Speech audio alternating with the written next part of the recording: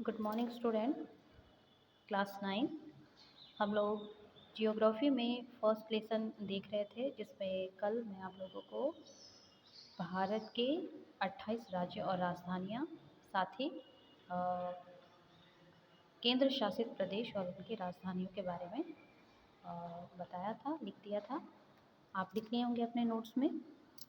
तो चलिए आज हम लोग जो लेसन 1 है, स्थिति एवं विस्तार भारत के बारे में, तो उसको हम लोग आज पढ़ेंगे।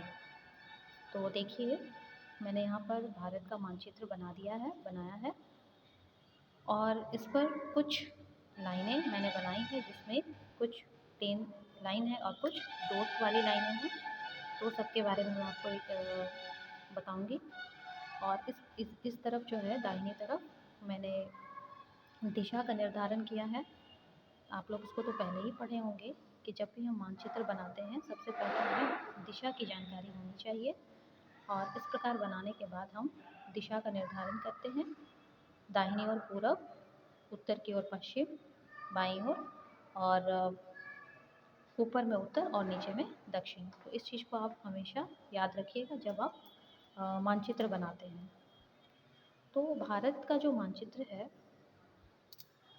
आपको पता होगा कि काल्पनिक रेखाएं हमारे पूरी पृथ्वी पर खींची गई हैं, और जिसे हम अक्षांश और देशांतर के नाम से जानते हैं। आप पिछले क्लासों में अक्षांश और देशांतर दोनों रेखाओं के बारे में पढ़े होंगे।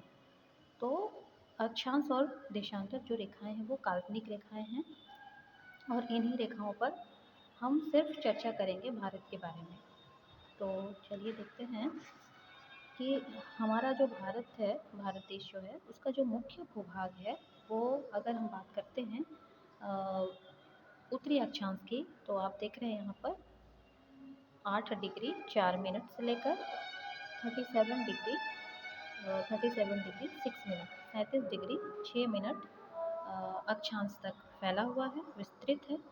और दूसरी ओर हम देख रहे हैं पूर्वी देशांतर जो है, जिसमें 68 डिग्री 7 मिनट से लेकर 97 डिग्री 25 मिनट तक फैला हुआ है। तो ये उसका अक्षांश और देशांतरीय विस्तार है। भारत का जो विस्तार है वो अक्षांश और देशांतर में कितने डिग्री कितने मिनट तक फैला हुआ है। तो आप इसको देख लीजिएगा। उसके बाद हम देखते हैं भारत के बीचों बीच 23.5 डिग्री पर कर्क रेखा गुजरती है, जो कि 8 राज्यों से होकर गुजरती है। मैं आपको बाद में बताऊंगी कि वो कौन कौन से 8 राज्य हैं। फिलहाल आप जानिए कि भारत के बीचों बीच जो है 23.5 डिग्री पर कर्क रेखा गुजरती है।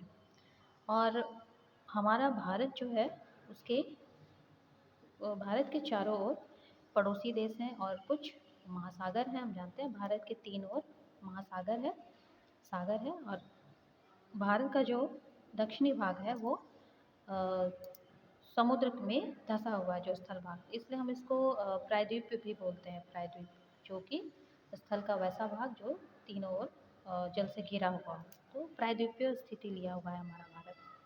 तो देखिए, उत्तर पश्चिम की ओर पाकिस्तान है, उत्तर पूरब की ओर इधर आपका चीन है, फिर पूरब में बंगाल की खाड़ी है, पश्चिम में अरब सागर है। अरब सागर में ही जो सबसे बड़ा द्वीप है वो लक्षद्वीप है।